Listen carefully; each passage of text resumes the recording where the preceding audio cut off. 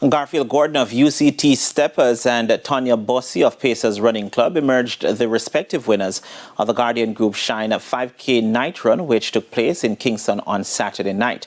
Gordon clocked 50 minutes and 46 seconds to win, ahead of Kemar Leslie of Rainforest, 16 minutes and 39 seconds, and Joe Morais Graham of Pure Love Running Club, 60 minutes and 43 seconds. The feeling was a bit, it was not warm like Mobia. I did Mobia night run and that was hot. So in the first 1K my feet was a bit lazy, but I managed to get back to strength and pick up the pace.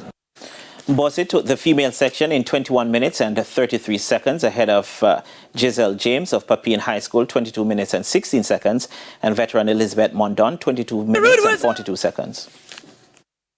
I really enjoyed it. A little incline at the start and then a little bit of coming back down on the way back. So it was a nice boost of confidence to finish strong. And yeah, well organized. Lots of people came out to cheer. So that always helps and that's really encouraging.